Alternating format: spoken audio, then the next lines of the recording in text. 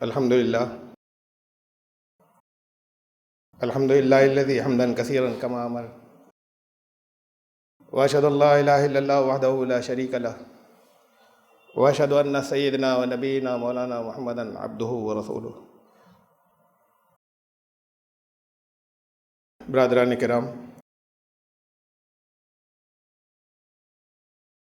گواہیاں دو طرح کی ہوتی ہیں. ایک شخصی گواہی ہوتی ہے، منہ سے کسی نے کچھ کہا، زبانی سامنے ہمارے، پرسنل وٹنس. اور ایک سرکمسٹینشل ایویڈنس ہوتی ہے، واقعاتی گواہی. حالات واقعات کسی بات کو بالکل واضح کر رہے ہیں. بہت سے موقعوں پر ایسا ہوتا ہے کہ جو شخصی گواہی ہے، پرسنل ایویڈنس، اس کو پریفرنس ترجیح دی جاتی ہے سرکمسٹینشل ایویڈنس پر، واقعاتی گواہی پر. کہ بھئی یہاں حالات میں جو کچھ اس سے ہم نے اندازہ لگایا، لیکن یہ گواہ ہیں، یہ سامنے آ کے بیان دے رہے ہیں، تو یہ اوپر ہے بات. لیکن ایسا بھی ہوتا ہے کہ جو شخص کہیں شخصی گواہی کہیں جھوٹ بول رہا ہو، اسے غلط فہمی ہوئی ہو، جھوٹ نہ ہو، اور واقعات کسی بات کو ثابت کرتے ہوں. ایسا بہت ہوتا ہے اور بہت ہوتا رہا ہے کہ سرکمسٹینشل ایویڈنس کو مانا جائے اور شخصی گواہی کو نہیں مانا جائے. میں نے کبھی کچھ دنوں پہلے ایک جمعے میں عرض کیا تھا نا کہ جہاں اس پر وہاں پر پاکستان میں مخالفت چل رہی ہے عورتوں کے حقوق سے متعلق تحفظ کا، جو وہاں بل پاس ہوا ہے کہ لگاتار ایسا ہوتا رہا وہاں پر کہ کثرت سے کہ اگر کسی کے ساتھ زنا بالجبر ہوا، کسی عورت کے ساتھ اور کسی لڑکی کے ساتھ، اب گواہ نہیں مل رہے، کوئی چار گواہ نہیں آتے. اور ظاہر بات ہے کہ کوئی بستی بازار میں ہی اگر ایسی حرکت کرے گا تو چشمدید گواہ ہوں گے، ورنہ چشمدید گواہ آئیں گے کہاں سے؟ تو اس پر لڑکی یا تو خاموش رہے، وہ عورت کہیں رپورٹ نہ کرے، اور اگر رپورٹ کرے گی تو پھر الٹی اسے سزا دی جائے گی، اور جن کے خلاف رپورٹ کرے گی انہیں نہیں پکڑا جائے گا. اس سے بہت ظلم وہاں پر تھا، انہوں نے اس میں ترمیم کی. اصرار یہ ہے کہ یہ اسلام کے خلاف ہے قانون. اگر اس میں جو ترمیم کی، اور ہوں گی باتیں خلاف، میں پورے بل کی بات نہیں کر رہا، کیا کیا تفصیلات ہیں اس کے، لیکن اسلام دین فطرت ہے، اسلام ایسا فیصلہ نہیں کر سکتا، اور قانون اللہ کے بنائے ہوئے ہیں، اور اللہ کو معلوم ہے آئندہ زمانوں تک کی باتیں کہ کب کیسا دور ہوگا اور کیسے حالات ہوں گے. ہمیشہ کے لیے یہ فیصلہ کر دے کہ اس کو ظلم سے بچانے کے لیے چار عینی گواہ ہونے ضروری ہیں، چار مرد گواہ جنہوں نے اپنی آنکھوں سے دیکھا ہو. ایسا نہیں کر سکتا اسلام، اس لیے قرآن شریف میں کہیں مرد گواہ کی بات نہیں ہے، شہادت کی بات ہے. جب تک چار شہادتیں نہ آ جائیں، اس کو سمجھ لیا گیا چار مرد گواہ نہ آ جائیں، مفہوم اس کا یہ سمجھا جاتا رہا. کسی جگہ مرد گواہ کی بات آئی نہیں اس میں. ہاں، چونکہ معاملہ بڑا ہے، سزا بھی یہاں کی طرح تھوڑی ہوتی ہے، ایسی گزر جاتی ہے، تو سزا بھی چونکہ سخت ہے. تو اس لیے یہ ہے کہ خالی ایویڈنسز یا سرکمسٹینشل ایویڈنس جو بھی ہوں، شہادتیں جو گواہیاں آئیں ہوں، ایسا نہیں ہو کہ ایک آدھ بات کے اتنی مضبوط ہوں کہ چار گواہیاں ہو جائیں.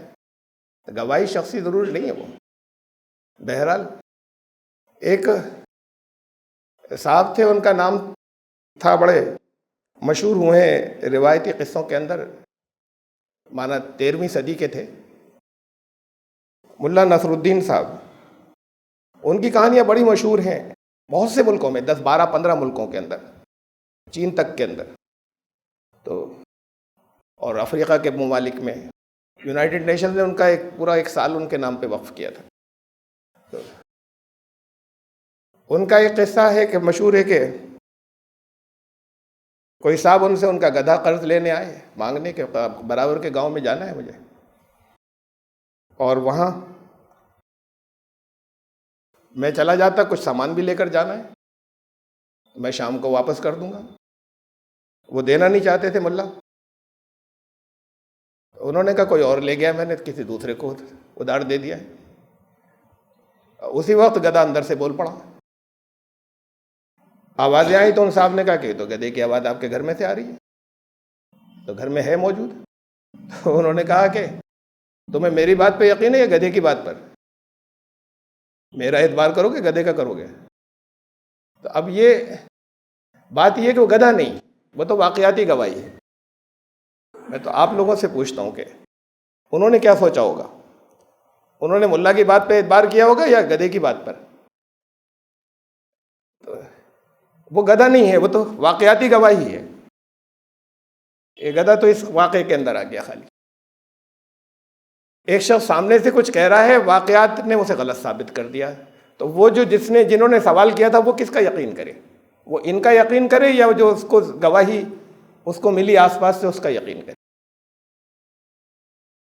اصل میں اگر اس کے بالکل خلاف مل گئی کسی شخص کے کہنے کے خلاف سرکمسٹینشل ایویڈنس، تو پھر اس شخص کی بات کو نہیں تسلیم کیا جائے گا. کبھی تو ایسا ہوگا کہنے والا جھوٹا ہوگا، ایسا بھی ہو سکتا ہے کہ جھوٹا نہ ہو بلکہ غلط فہمی ہو، اسے اپنی اطلاعات غلط ہوں، کچھ یہ بھی ہو سکتا ہے. ہمارے یہاں بہت کثرت سے ایسا ہوتا رہا ہے کہ لگاتار جو زبان کے دعوے ہیں ان کو زبانی بیانات کو مانا جاتا رہا، اور حالات جو کچھ ثابت کر رہے ہیں اس کا انکار کیا جاتا ہے. یہ ہمارے یہاں سے مطلب ہے کہ ہمارے ملک میں تو ہے ہی، دنیا کے میں زیادہ بڑے حصے کے اندر ایسے ہی. یہ صرف مسلمانوں کی بات نہیں ہے، سیاسی لیڈر ہوں یا مذہبی لیڈر، اس میں جو کچھ وہ کہتے ہیں، جو کچھ وہ بیان دیتے ہیں، بہت سے موقعوں پر ایسا ہوتا ہے، ہمیشہ نہیں لیکن بہت سے موقعوں پر ایسا ہوتا ہے کہ واقعات کچھ اور ثابت کر رہے ہوتے ہیں. اب وہ چاہے جھوٹ بول رہے ہوں چاہے غلط فہمی کا شکار ہوں. ایک کتاب لکھی تھی گرو گولوالکر نے، یہ RSS کے سرسنگ چالک تھے، سب سے زیادہ ایکٹیو جو آج تک گزرے ہیں، اور اصل میں تھنک ٹینک وہی تھے ان کے فلسفے کے. ویسے تو نمبر 2 پر، دوسرے نمبر پر آئے تھے، وہ بانی یا فاؤنڈر نہیں تھے. کتاب کا نام تھا ہم. پھر انہوں نے اس کتاب کو وڈرا کر لیا، اب کہیں اویلیبل نہیں ہے، واپس لے لیا. یہ تک ادھر 1947-48 میں واپس لیا انہوں نے. پارٹیشن کے بعد وہ اریسٹ ہوئے، گرفتار ہوئے. گاندھی جی کا جب قتل ہوا اس میں الزام بہت سے لوگوں پر تھا، اس میں بہت سی گرفتاریاں ہوئیں، اس میں وہ بھی گرفتار ہوئے. کورٹ نے تو ان کے خلاف کہا کہ ثبوت نہیں ہے اور چھوڑنے کو کہا، لیکن ان کو چھوڑتے وقت شرطیں رکھی گئیں. اس وقت وزیر داخلہ تھے، ہوم منسٹر سردار پٹیل، انہوں نے رکھی شرطیں. انہوں نے کہا پہلی بات تو آپ کو انڈین کانسٹیٹیوشن کو ماننا ہوگا. نہیں مانتے تھے. اپنا کانسٹیٹیوشن بھی لکھا ہوا نہیں تھا کہ ہمارے مقاصد کیا ہیں. دوسری ہے کہ اپنے مقصد کا کانسٹیٹیوشن کا صاف اعلان کرنا ہوگا کہ آپ لوگوں کے کیا مقاصد ہیں. لکھا ہوا نہیں تھا اس وقت تک. زبانی تھیں جتنی باتیں، کتابیں تھیں الگ سے لکھے ہوئے، جیسے میں نے آپ کو بتایا ابھی.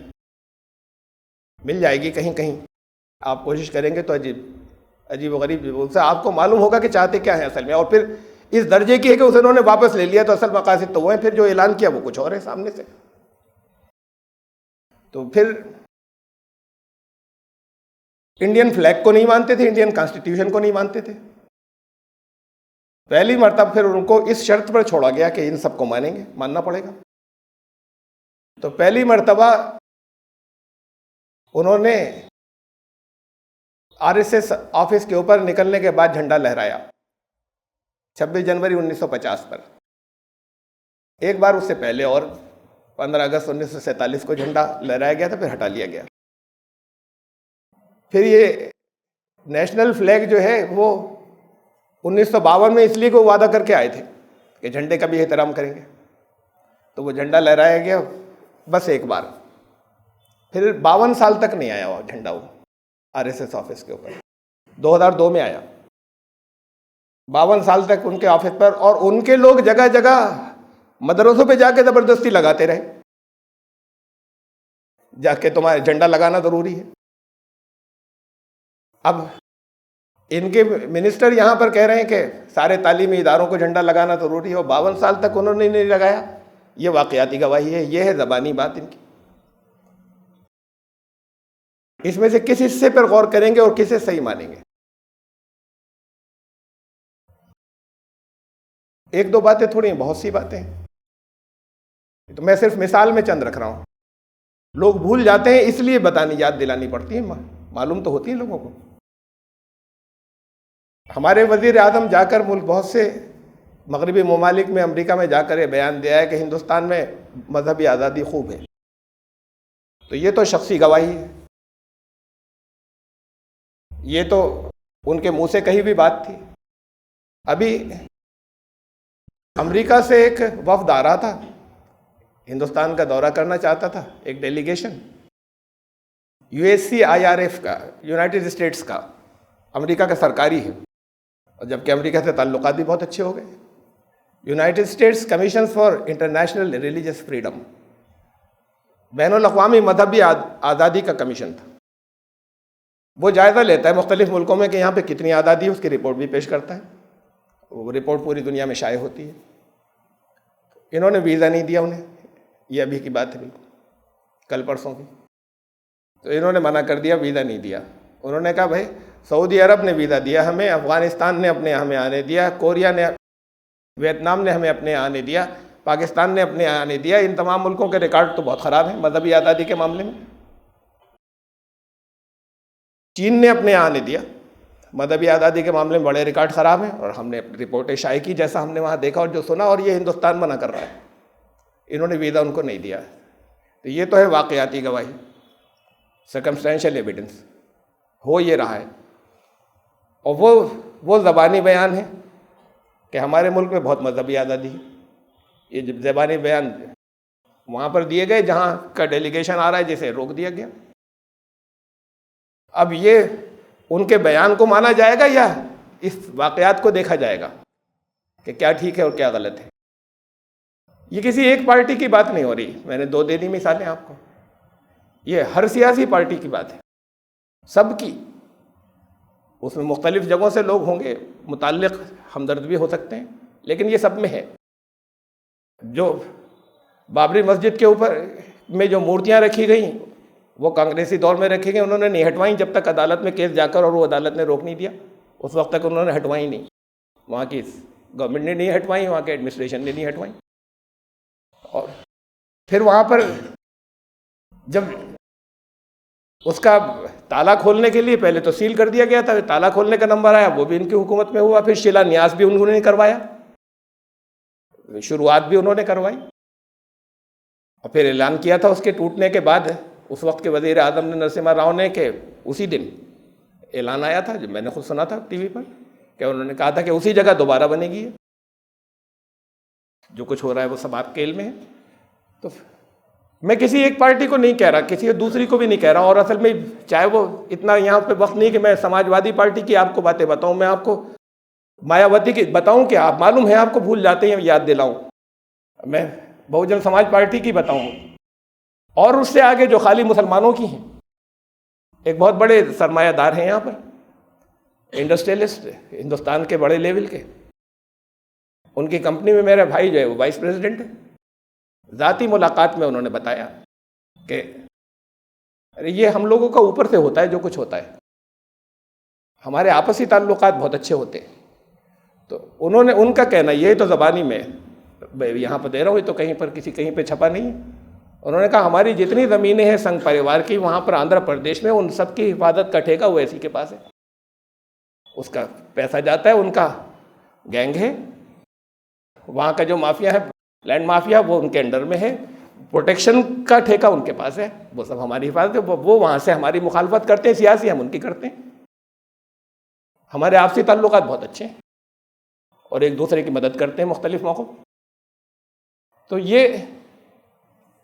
اب یہ تو سرکمسٹینشیل ایویڈنس جو ہے یہ بہت عام نہیں ہوا، لیکن واقعات جو زمینی ہیں وہ ایسے ہوتے ہیں.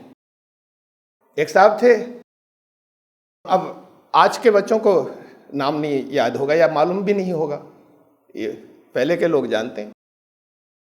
پرانی جن سنگھ ہوا کرتی تھی جس میں سے یہ بھارتی جنتا پارٹی بات کو بنی. اس جن سنگھ کے اس کے بہت بڑے زبردست ستون تھے ایک بلراج مدھوک صاحب، پرانے لوگ سب جانتے ہیں، اس لیے کہ وہ آج کے توگڑیا ان کے مقابلے میں کچھ بھی نہیں ہیں. وہ جتنے کھل کر اور کٹر مخالف تھے اسلام کے یا مسلمانوں کے اس جن سنگھ کے اندر، بلکہ ان کا اس بھارتیہ جنتا پارٹی بننے لگی تو وہ نہیں آئے، وہ انہوں نے اپنی وہی جن سنگھ کے نام کی رہنے دی. انہوں نے کہا کہ یہ سب لوگ تو اپنی راستے سے ہٹ گئے، ہٹے ہوئے لوگ ہیں، اڈوانی اور یہ سب یہ ہماری فکر کے بچے ہی نہیں.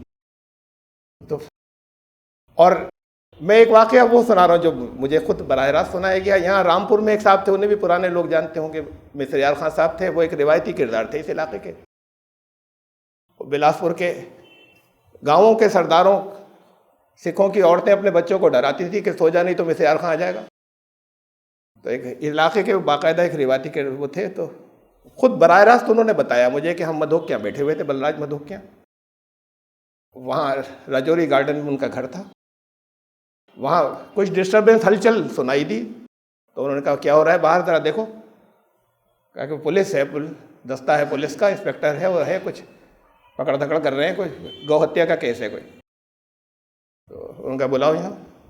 انسپیکٹر آیا، انہوں نے بہت جھاڑا، کہ خان صاحب نے بتایا کہ میرے سامنے بہت جھاڑا، کہ تمہاری ہمت کیسی میرے ایریے میں آنے کی، اور یہاں پر کوئی گو ہتیا ہونا تو بہت دور کی بات ہے، میرے علاقے میں کوئی سوچ بھی سکے خواب میں بھی نہیں سوچ سکتا. یہ تم لوگوں کو صرف تم ہیرس کرتے ہو، بھاگو یہاں سے. بھگا دیا. وہ تو فوراً بھاگنا تھا انہیں، وہ چلے گئے چھوڑ کر. خان صاحب بتا رہے تھے کہ اس کے بعد کہنے لگے مجھ سے، بولے کہ خان صاحب کیا کریں، اپنے لوگ ہیں یہیں پیچھے ہیں. اب یہ تو نہیں معلوم وہ اپنے لوگ مسلمان تھے یا ہندو تھے، لیکن وہ ہندو کاز کے لیے اور گو ہتیا کے خلاف وہ تو مطلب ایسے تھے کہ بس، جیسے میں نے آپ سے نام لیا کہ آج کے توگڑیا یا یہ جو ابھی اشوک سنگل گزرے ہیں، یہ تو ان کے آگے کچھ نہیں تھے. لیکن ذاتی ان کی بات، ذاتی آپس کی باتیں ان کی، وہ یہ سیاسی اعلانات ہوتے ہیں، اس کے لیے انہیں پبلک کو لینا ہوتا ہے، اور عمل جو ہوتے ہیں وہ یہ ہوتے ہیں جو اندر ایسی بعض باتیں جیسے میں نے آپ کو بتائی اکا دکا ایسے آ گئیں سامنے کچھ لوگوں سے جو عام نہیں ہوئی، بعض وہ ہیں جو سب دیکھتے ہیں اور سب کو معلوم ہے، بھول جاتے ہیں. ایسے ہمارے یہاں جو ہمارے سب تو نہیں، میں تو بڑے اچھے اچھے لوگ ہیں جن پہ ہمیں فخر ہونا چاہیے، لیکن بہت بڑی تعداد میں ہمارے یہاں جو مذہبی لیڈران ہیں ان کے یہاں بھی ایسی ہوتا ہے کہ بہت سی باتیں جو کہتے ہیں واقعات اس کے خلاف گواہی دیتے ہیں، یہ بات ایسی نہیں ہے. اور بعض دینی عقائد کے معاملے میں ہوتا ہے ایسا، تو وہاں ہم کوئی بے احترامی نہیں کرتے، لیکن ہم واقعات کو مانیں، یا انہیں غلط فہمی ہوگی یا ان کی اس بات کو مانیں جو وہ زبان سے اپنی کہتے ہیں. ہم حالات کو مانیں، واقعات کو مانیں. مثلا میں مثال کے طور پر بہت سی باتیں ہیں، میں مثال کے طور پر اب ایک ہمارے یہاں گروپ ہے جو کہتا ہے کہ قرآن و حدیث بالکل برابر کے درجے کی چیزیں ہیں، بالکل برابر، وہ بھی وہی ہے یہ بھی وہی ہے. بلکہ میں تو حیران رہ گیا، مجھ سے یہاں تک حیدرآباد میں تھا، ملنے کے لیے آئے تھے کچھ لوگ، میں نے کہا بھائی قرآن کی حفاظت کا اللہ نے وعدہ کیا ہے. انہوں نے کہا کہاں کیا ہے؟ تو مجھے بڑی حیرانی ہوئی. علم والے تھے، میں کبھی ہے نا انا نحن نزلنا الذکر، ہم نے ہی ذکر کو یاد نازل فرمایا ہے اور ہم ہی اس کی حفاظت کرنے والے ہیں. کہا ذکر کا ہے نا، قرآن کب کہا؟ قرآن کی حفاظت کا وعدہ تھوڑی ہے. تو اس درجے تک کی بات تھی، تو میں نے انہیں پھر کوئی جواب نہیں دیا، گفتگو بھی نہیں کی، اور ادھر ادھر کی باتیں کر کے ختم کر دی کہ اب میں تو اس درجے کی شدت والوں سے گفتگو بھی نہیں کر سکتا آگے. کہ جہاں انہوں نے کہا کہ نہیں قرآن کی حفاظت کے بعد کی کوئی گارنٹی قرآن نے نہیں دی ہے. مقصد تو ان کا یہ تھا کہ اس کے اندر حدیث بھی شامل ہے، حدیث کی بھی حفاظت کا وعدہ کیا ہے، یہ خالی قرآن کا نہیں کیا. پھر یہ تو خیر قول ہے آپ کا، ابھی کچھ دن پہلے ہی وہاں سے ایک اور شہر ہے، وہاں سے کچھ لوگوں نے کہلوایا کہ بھئی ہم دعوت کا کام آپ لوگ کرتے ہیں اسے سمجھنا چاہتے ہیں، لیکن مشکل یہ آپ منکر حدیث ہیں، حدیث کا انکار کرتے ہیں آپ، ہم نے یہ سنا ہے۔ تو میں نے کہا ان سے، جن لوگوں نے مجھے فون کیا تھا، کہ ان سے کہیے گا کہ بہت ادب سے کہ بیٹھے ساتھ میں، جتنی حدیثوں کو آپ مانتے ہیں میں اس سے کئی گنا زیادہ حدیثوں کو مانتا ہوں۔ آپ دنیا میں سب سے زیادہ تو وہی جو سلفی حضرات کہلاتے ہیں، سب سے ان کے اہل قرآن یا جو سچ مچ منکرین حدیث ہیں، ایک عبداللہ چکڑالوی صاحب تھے، ان کے بعد سے یہ نام چلا تھا۔ اس کے بعد دنیا میں سب سے زیادہ بڑے منکر حدیث تو سلفی لوگ ہوئے، اس لیے کہ لاکھوں حدیثیں انہوں نے ضعیف یا موضوع کہہ کے ریجیکٹ کر دی، تو انکار ہم ان میں سے بہت سی کو مانتے ہیں جو انہوں نے ریجیکٹ کر دی۔ منکر کیسے ہوئے؟ تو انکار تو آپ نے کیا، ایسی ہم بھی چند حدیثوں کا انکار کرتے ہیں، ہم ان کا کرتے ہیں انکار جو قرآن کے خلاف ہوتی ہیں، قرآن کے واضح خلاف ہوتی ہیں، اس کا ہم انکار کر دیتے ہیں کہ اسے نہیں مانیں گے ہم۔ یہ ہو سکتا ہے کہ اس سے قرآن کی کوئی تشریح کی جا سکے، سمجھ میں آ جائے، تطبیق ہو جائے، یا قرآن سے اس حدیث کو سمجھا جا سکے، اور اگر نہیں سمجھایا جا سکے اور واضح خلاف ہو تو ہم یہ نہیں کرتے کہ قرآن کی یہ آیت کینسل ہو، منسوخ، پھر ہم کہتے ہیں کہ یہ حدیث نہیں ہوگی، رسول اللہ صلی اللہ علیہ وسلم نے نہیں فرمایا ہوگا، بس اس طرح کے نہیں مانتے ہم۔ تو 4-5 دن پہلے پھر وہ اسی گروپ کے ایک صاحب کا دلی سے فون آیا، وہ بھی مجھ سے یہ کہہ رہے تھے کہ آپ تو منکر حدیث ہیں۔ بات یہ کہ ایسی حدیثوں کا میں پھر اسی واقعاتی گواہی کے اوپر میں آ رہا ہوں کہ واقعاتی گواہی تو یہ ہے کہ قرآن جب سے آپ جانتے ہوں گے، جب سے میں جانتا ہوں، اور پرانی تاریخ کو ہم چھوڑ دیں، دنیا میں ہر جگہ قرآن کا ایک ایک حرف ویسے ہی ہے جیسا حافظوں کو یاد ہے، اور جیسا کسی ایک ملک میں ایک جگہ پر چھپا ہے ویسے ہی دوسری جگہ چھپا ہے۔ کہیں کتابت کی غلطی ہو جائے تو بات کو ٹھیک کر لیا جاتا ہے، کسی حافظ سے پڑھنے میں غلطی ہو جائے تو فوراً لقمہ دے دیا جاتا ہے کہ اسے ٹھیک کر لیجیے، اس میں کسی جگہ فرق نہیں ہے۔ اس پہ کسی نے آج تک تحقیق کی کہ ذرا کتنی اس کے اندر آیتیں ضعیف ہیں انہیں نکال دو، اور کتنی آیتیں موضوع ہیں اسے نکال دو، کسی کو تحقیق کی ضرورت ہے اس پر کہ ذرا قرآن پہ یہ تحقیق کر لیں، کچھ آیتیں اس میں سے نکالنے کی ہیں اور کچھ ضعیف ہیں۔ ضعیف کا مطلب کہ صحیح بھی ہو سکتی ہے، غلط بھی ہو سکتی ہیں، یہ عام زبان میں اس کا مطلب ضعیف کا یہ ہوا، عام لوگوں کی زبان میں۔ کسی کو آج تک یہ ضرورت ہوئی؟ پھر حدیث پہ کیوں کرتے ہیں تحقیقات آپ؟ یہ تحقیق سے ہی تو ہوا کہ اتنی جھوٹی، اتنی اس کے اندر ضعیف، یہ انسانوں کی تحقیق سے ہوا۔ کچھ لوگوں نے مرتب کی، وہ بھی انسان تھے، اس میں یہ بھی نہیں کہا جا سکتا کہ سب وہ چیزیں جو غلط محسوس ہوتی ہیں وہ انہی کی ہوں گی، بات کو کچھ سازشوں نے داخل کر دی ہوں، اور پھر اس وجہ سے بات کو پھر ریسرچ اسکالرز نے تحقیق کی، تحقیق میں انہوں نے کہا اتنی ضعیف ہو گئی، اتنی تو بالکل جھوٹی ہیں، موضوع ہیں۔ یہ تحقیق قرآن میں بھی کریے نا، اگر ایک ہی درجے کی چیزیں ہیں دونوں تو پھر یہ تو اب تک ہوتا چلا رہا ہے، ایسا نہیں کہ پچھلے ہی لوگ کر گئے تحقیق۔ ابھی قریب کے دور میں 1999 میں انتقال ہوا، بہت بڑے حدیث کے اسکالر تھے شیخ ناصر البانی، انہوں نے ابھی لیٹسٹ تحقیق کی، سب ہو چکی تحقیق، اس کے بعد پھر سے کی، ان کا اتنی اور غلط ہیں یا اتنی یہ صحیح ہیں۔ تو پھر اس کا مطلب تحقیق کا راستہ تو اب تک کھلا ہوا ہے نا اس درجے کا، پھر کوئی اور آئے تو پھر کرے گا، اتنا علم رکھنے والا یا اتنی زندگی لگانے والا، راستہ تو کھلا ہوا ہے تحقیق کا، قرآن میں تو کوئی نہیں کرے گا، برابر کیسے ہو جائے گا درجہ؟ واقعات کی گواہی تو یہ کہ اس پر تو آپ کو کبھی ہمت نہیں ہوئی، اس کی تحقیق جاری ہے آج تک، تو ایک کیسے ہو جائے گا درجہ دونوں کا؟ تحقیق کا مطلب یہ کہ آپ کو یہ شبہ ہے کہ بہت سی چیزیں اس میں غلط ہو سکتی ہیں، ضعیف کا مطلب ہے کہ ابھی یہ اس شک کے درجے میں کہ 100% صحیح نہیں ہے۔ اور پھر اتنی ہی تھوڑی ہے، قرآن شریف کے اندر 1000 قریب مقامات کے اوپر یہ مانا جاتا ہے کہ جیسے قرآن میں ہمارے پاس الفاظ ہیں، اس سے الگ بھی نازل ہوئے تھے، الگ طریقے سے بھی نازل ہوئے تھے۔ یہ علماء کی بڑی اکثریت، عظیم اکثریت، تقریباً ہر مسلک کی مانتی ہے۔ جیسے آپ کے پاس قرآن ہے، اس سے مختلف۔ اب یہ تو وہ کہتے ہیں، واقعات کی گواہی ہے کہ ہمت کسی کی آج تک یہ نہیں ہوئی کہ ان الفاظ کے ساتھ ایک قرآن چھاپ دیتا، یہ واقعاتی گواہی، یہ کسی کی ضرورت نہیں۔ اگر سورہ جمعہ پڑھیں، جمعوں میں آپ نے بہت سنا ہوگا، یا الذین آمنوا، اے ایمان لانے والو، اذا نودی للصلاۃ من یوم الجمعۃ فاسعوا الی ذکر اللہ، دیکھیں اس پر حضرت عمر نے کہا کہ نہیں، فاسعوا نہیں، وامضوا الی ذکر اللہ، فامضوا الی ذکر اللہ، ایسے بھی نازل ہوا تھا، یعنی وہ بھی صحیح ہے، یہ بھی صحیح ہے، ایسے بھی نازل ہوا تھا قرآن، ایسے بھی ہوا تھا، تو پھر کبھی جمعے میں پڑھ بھی دیں ایک مرتبہ ایسے بھی، اور کوئی لقمہ دے تو اسے مانے بھی نہیں، کوئی کسی جگہ تو کوئی قرآن ایسا چھاپ بھی لے، عقیدے میں ہے، کتابوں میں ہے، قرآن میں نہیں ہمت ہوئی کہ اس میں سے کچھ کیا جا سکے۔ اور پھر بات اتنی ہی نہیں ہے، اس سے اور آگے یہاں تک ہے کہ بخاری شریف کے اندر ایک روایت یہ بھی ہے کہ حضرت عائشہ نے آپ کے قرآن میں سورہ یوسف کے اندر ایک آیت ہے، آیت نمبر 110، اس میں ایک لفظ کے بارے میں انہوں نے کہا معاذ اللہ، یہ تو شیطانی بات ہو گئی۔ معاذ اللہ کہا، شیطانی لفظ تو میں بول رہا ہوں، تو کہ اس پہ انہوں نے سن کے کہا یہ ایسے نہیں، یہ تو معاذ اللہ، یہ کیسے ہو جائے گا، آپ کے پاس ہے، آپ ایسے ہی پڑھتے ہیں۔ تو میں یہ مان لوں کہ حضرت عائشہ نے یہ کہا ہوگا؟ میں تو یہ مانتا ہوں کہ وہ روایت غلط داخل ہو گئی، اسے نہیں مانتا، میں ہرگز یہ نہیں مانتا کہ حضرت عائشہ یہ کہیں گی کہ اس کے اوپر کہیں گی یہ شیطانی بات ہو گئی۔ اور پھر وہ اگر شیطانی ہے تو کچھ لوگ اور اس روایت کو اور اس کی ایک ایک چیز کو 100% ہر ایک مانتا ہے، تو پھر بعض لوگوں کو اسے بھی پڑھنا چاہیے جو انہوں نے اصلاح کر کے بتایا تھا، جس سے معنی بدل جاتے ہیں۔ تو بات یہ کہ اس کو تو ہم نہیں مانیں گے، قرآن کے خلاف ہے، ہمارا قرآن شریف کے خلاف ہے۔ اس قبیل کی اور بھی بعض باتیں، حضرت ابراہیم نے 3 مرتبہ جھوٹ بولا، یہ تو ایک الگ بات ہے، نبی معصوم ہوتے ہیں، اور جھوٹ اور سچ تو پہلا معیار ہے اعمال میں، اس کا تعلق تو ایمان سے ہے۔ نبی سچا ہوتا ہے، ثبوت یہ ہوتا ہے کہ کبھی جھوٹ نہیں بولا نبی نے، اس کی بات کی زندگی کا کہ انہوں نے کبھی جھوٹ بولا تھا، آج دعویٰ کر رہے ہیں یہ بھی جھوٹ ہو جائے گا۔ حضرت ابراہیم تو وہ نبی جن کا نام لے کے ہم حضور صلی اللہ علیہ وسلم کے لیے دعا کرتے ہیں، آپ سب ہر نماز میں کہ اللہ حضور صلی اللہ علیہ وسلم پر، ان کے آل پہ ایسی رحمت نازل کیجیے گا جیسے ابراہیم پر کی تھی۔ یہ تو اس درجے کے۔ اب بات پھر اتنی پہ نہیں ہوا، ہماری تو واقعاتی گواہی ہے کہ قرآن میں اللہ کو تو پہلے سے معلوم تھا کہ یہ بھی ہوگا، تو اللہ نے قرآن میں یہ بات ہر نبی کے لیے نہیں لکھی، ہر نبی سچا تھا، لیکن حضرت ابراہیم کے بارے میں خاص طور سے لکھ دی انہ کان صدیقا نبیا، صدیق نبی تھے، جھوٹ کی بات مت سوچنا، سچے تھے بالکل۔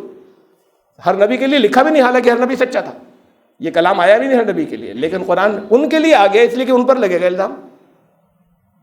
اب یہ ہم مانتے چلے جائیں اسے، پھر توجیحات کریں کہ نہیں یہ بات یوں نہیں، یوں تھی اور ایسی تھی، اور اس کو یوں ایسا نہیں اور ایسا۔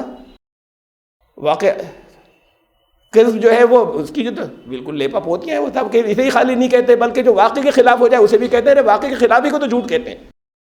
اور کس بات کو جھوٹ کہتے ہیں؟ کوئی جان بوجھ کر عمدن واقع کے خلاف بات کہہ رہا ہو، جانتا نہیں ہو تو الگ بات ہے۔ تو پھر یہ اس طرح کی چیزیں اگر آتی ہیں تو واقعات کی گواہی تو یہ ہے کہ قرآن کا یہی لفظ ہر جگہ ایک ایک حرف ایسے ہی سارے لوگ تلاوت کرتے ہیں، ایسے ہی چھاپا جاتا ہے، کسی کی ہمت نہیں ہے کہ اس کے اندر ان عقائد کے مطابق جو اکثریت مانتی ہے کہتی ہے کہ ان عقائد کے مطابق چینج کر دے۔ پھر یہ بھی آتا ہے الزام کے ساتھ، یہ عوام کے سامنے مت کہیے، عوام کو تو ڈھکا ہی رہنے دیجیے، ان کے سامنے جانے کی بات نہیں۔ اس میں سے کون سی بات ہے جو عوام نہیں سمجھتے کہ قرآن پہلے نمبر پر ہونا چاہیے، اور اس کے خلاف کوئی چیز تو ہاں عوام یہی تو نہیں سمجھتے، زیادہ سے زیادہ نہیں سمجھتے، کہیں گے کہ ہاں نہیں یہ حدیث قرآن کے خلاف نہیں جا رہی تو اسے مانا جائے گا، ایکسپلین کیا جائے گا، وہ عوام نہیں کریں ایکسپلین۔ لیکن یہ اصول تو مانا جائے گا جو خلاف ہوگی وہاں قرآن کی آیت کینسل نہیں ہوگی، اس کو حدیث نہیں مانا جائے گا۔ تو یہ بھی تو وہی بات ہے کہ واقعات کچھ اور کہہ رہے ہیں، ہم کہنے والوں کی باتوں پر بھیڑ کی بھیڑ انہی کی بات پر اعتماد کرتی ہے، واقعات کچھ اور کہہ رہے ہیں، چاہے وہ کوئی جان بوجھ کر نہ کہتے ہوں، چاہے وہ اپنے کنڈیشن مائنڈ کے ساتھ کہتے ہوں، چاہے کسی غلط فہمی میں کہتے ہوں، چاہے جان بوجھ کر نہ کہتے ہوں۔ تو بات یہ ہے کہ اللہ نے ہمیں ایک صاف ستھرا دین دیا، اس کی کچھ ترجیحات ہیں، پرائرٹیز ہیں، جس میں نمبر 1 پر قرآن ہے، کوئی چیز اس کے برابر نہیں، بالکل برابر نہیں۔ نمبر 2 کے اوپر سنت ہے جو ہمیں حدیثوں سے ملتی ہے، یہ نمبر 2 پر۔ نمبر 2 پر اس لیے ایک ہی ہوتی، رسول اللہ صلی اللہ علیہ وسلم کی طرف سے آئی ہوئی بات، لیکن نمبر 2 پر اس لیے کہ وہاں سے آئی ہوئی ہر بات کا 100% یہ نہیں معلوم کہ وہیں سے آئی، شک بھی کسی جگہ یہ بھی ہو سکتا ہے کہ وہاں سے نہیں آئی، کچھ بدل گئی، یہ ہر لفظ وہیں سے آیا، ورنہ برابر ہوتے۔ تو یہ نمبر 2 پر۔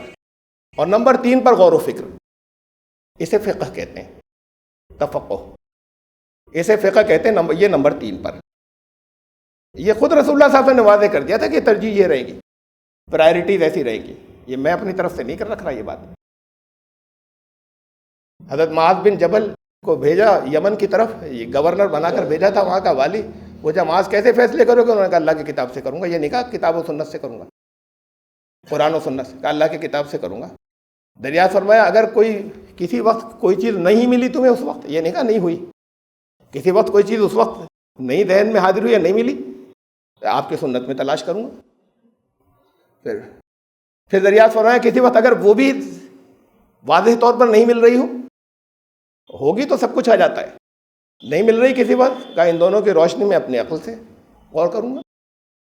اس سے اپنی عقل سے چہرے انور سرخ ہو گیا خوشی سے۔ بڑا تاریخی جملہ ایک ارشاد فرمایا کہ اللہ کا شکر ہے کہ جس نے اللہ کے رسول کو صحیح راستے پہ ہونے کی توفیق بخشی۔ تم رسول کے رسول ہو اور صحیح راستے پر ہو، یہی صحیح طریقہ ہے۔ پہلے نمبر پہ قرآن، اگر واضح کوئی بات مل رہی ہے صاف لفظوں میں، کچھ ہوتی ہیں جس میں سے نکالنا ہوتا ہے استخراج، وہاں عام لوگ نہیں نکال سکتے، لیکن کتنی باتیں جو بہت صاف لفظوں میں ہوں گی۔ اب تو پہلے نمبر پر، دوسرے نمبر پر سنت رسول صلی اللہ علیہ وسلم جو ہمیں حدیثوں سے ملے گی، اس میں وہ بھی ہوں گی کہ جہاں بعض کے بارے میں تحقیق یہ ہوئی کہ ایک راوی بیچ میں جو ہے یہ جھوٹا تھا، کسی نے کہا جھوٹا تھا، کسی نے کہا، اس پہ بھی تحقیق الگ ہے، کسی نے کہا جھوٹا تھا اور کسی نے کہا کہ یہ ضعیف تھا۔ اب وہ حدیث کسی نے ضعیف کہی اور کسی نے موضوع کہہ دی۔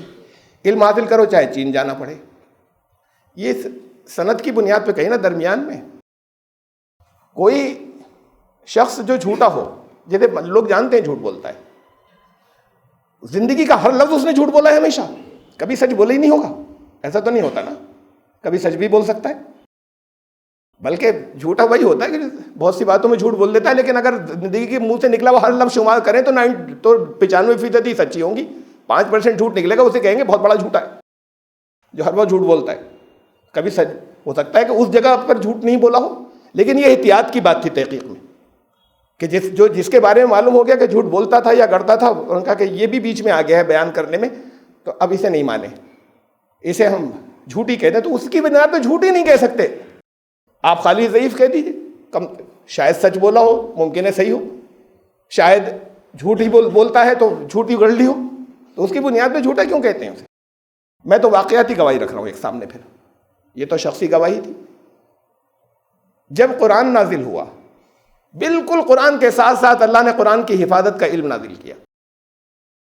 پچھلے کلام ایسے ہی تو ضائع ہو جاتے تھے کہ ریکارڈ نہیں ہوتے تھے صحیح، ریکارڈ جب نہیں ہوتے تھے جو لوگ یاد کرتے تھے وہ جان بوجھ کر اپنے مفاد کے لیے بدل دیتے تھے، آگے جا کے پیسے کمانے کے لیے، لوگوں کے اوپر قبضہ کرنے کے لیے وہ لوگ بدل دیتے تھے، جنہیں یاد ہوتا بھول بھی جاتے تھے یا جان کے بھی بدلتے تھے۔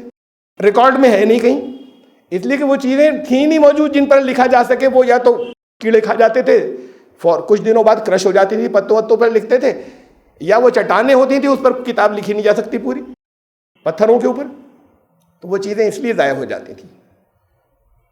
سب سے پہلا اللہ کے کلام کو محفوظ رکھنے کا جو ذریعہ دنیا میں دریافت ہوا ہے وہ ہے پیپر کی انوینشن، کاغذ کی ایجاد۔ یہاں سے محفوظ رہنے کا سلسلہ شروع ہوا کہ اب چیزیں بدلیں گی نہیں، کوئی بدلنا چاہے گا تب بھی نہیں بدلیں گے، پھر اور بھی ذریعہ آتے چلے گئے۔ سب سے پہلا تھا کاغذ۔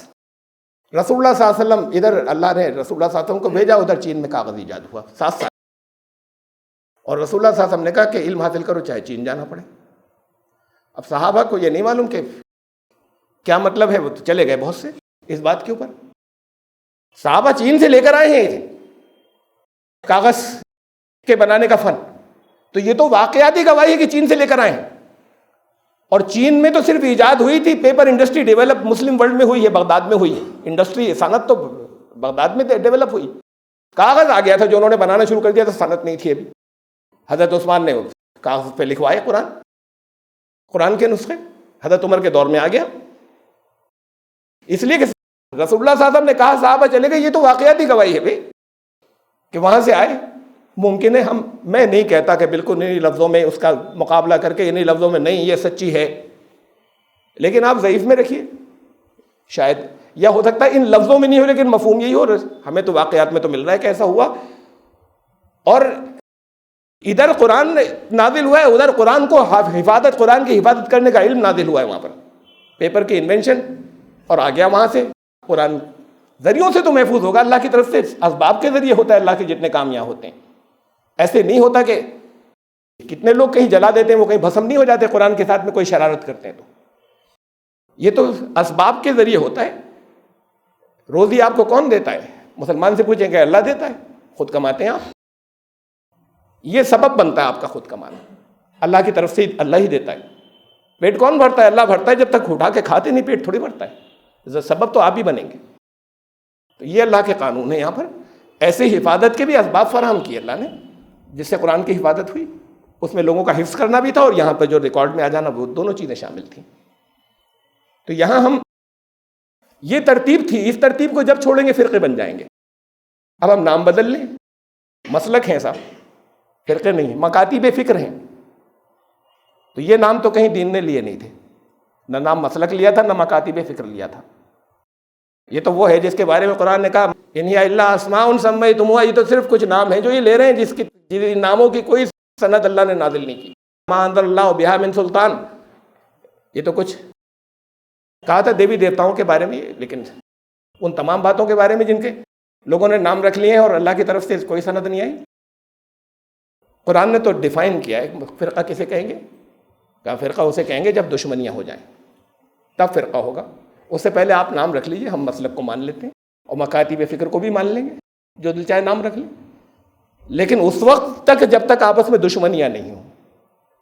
اس لیے کہ یہ کہا کہ ایمان لانے والو تم تقوی اختیار کرنا، ولا تموتن الا وانتم مسلمون، دیکھو مسلم ہوئے بغیر، مسلم رہے بغیر تمہاری موت نہ ہو۔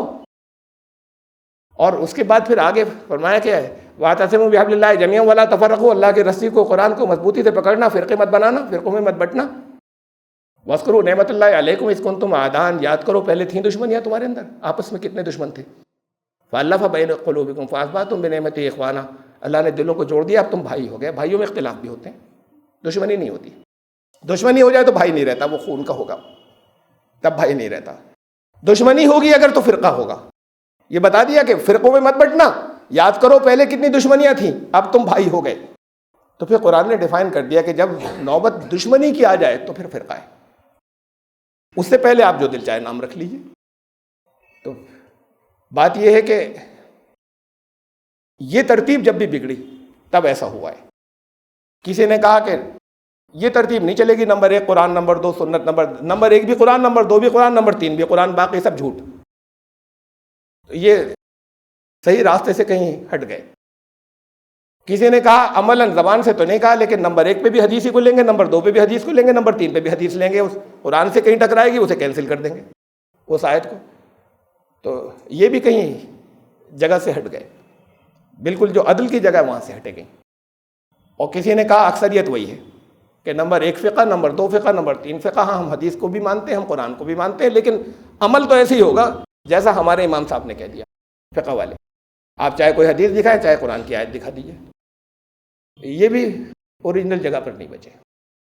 اصل تو یہ ترتیب رہے گی تب فرقے نہیں بنیں گے۔ جتنے بنے ہیں، جتنے گروپ بنے ہیں، یہ کہ وہ بھی جو یہاں سے نکل گئے، جنہیں آج سارے آپس میں ایک دوسرے کو کافر بنانے والے نہیں، بلکہ جن کو سب مل کر کہتے ہیں یہ کافر ہو گئے، مثلا قادیانی، وہ بھی انہی کی وجہ سے بنے نا کہ ان کے یہاں کی اپنی کچھ روایات ہیں، شیعوں کے یہاں کی اپنی کچھ ہیں، سنیوں کے یہاں کی اپنی کچھ ہیں۔ تو اختلاف کیسے دور ہوگا؟ اختلاف تو اسی پہ دور ہوگا جو حکم، وَمَن لَّمْ يَحْكُم بِمَا أَنزَلَ اللَّهُ فَأُولَٰئِكَ هُمُ الْكَافِرُونَ، جس جو اللہ نے نازل فرمایا جو اسے فائنل اتھارٹی نہیں بنائے گا وہی تو کافر ہے، اور کون آخری اتھارٹی وہ بنے گا۔ جب تک اسے نہیں مانیں گے، اختلاف ہوگا اس جس بنیاد پر ہو رہا ہے، تو آئیے پھر اسے چھوڑیے، اس اختلاف کے معاملے میں باقی میں لیجیے گا اپنی زندگی میں، اس اختلاف میں تو فیصلہ یہاں سے کرائیے۔ تو یہ ترتیب ہونی چاہیے۔ یہ ترتیب ہماری زندگی میں نہیں آئے گی تو پھر یہ وہ چیزیں وہی رہیں گی کہ ہم سرکمسٹینشیل ایویڈنس، واقعات کی گواہی کو کہہ دیں گے یہ تو گدھے ہیں، یہ تو گدھا ہے، گدھے کی بات کون مانے؟ ہم تو ملا کی مانیں گے، یہ ان کی کہی بھی اپنے حضرت کی کہی بھی مانیں گے، حضرت کا احترام سر آنکھوں پر۔ لیکن اس ترتیب کو ذہن کے اندر رکھیے، ہم اسے لیں، ان کا احترام کریں، جہاں غلطیاں ہوں گی اسے ٹھیک کر لیں۔ یہ وہ راستہ ہے جس سے اصلاح ہوگی۔ پولیٹیکل اصلاح تو آپ نہیں کر سکتے، سیاسی، اپنی دینی کر سکتے ہیں، اس لیے کہ یہاں ایک آپ کے پاس فائنل اتھارٹی موجود ہے، وہاں پر نہیں ہے فائنل اتھارٹی، وہاں کے قانون تو روز امینڈمنٹ ہو جاتے ہیں۔ اس کو تو کر سکتے ہیں، سیاسی والی بات کو نہیں درست کر سکتے۔ اللہ تعالی ہم سب کو صحیح فہم عطا فرمائے اور صحیح راستے پہ ہونے کی توفیق بخشے۔ بارک اللہ لنا و لکم فی القرآن العظیم، انہ تعالی جواد کریم ملک البر۔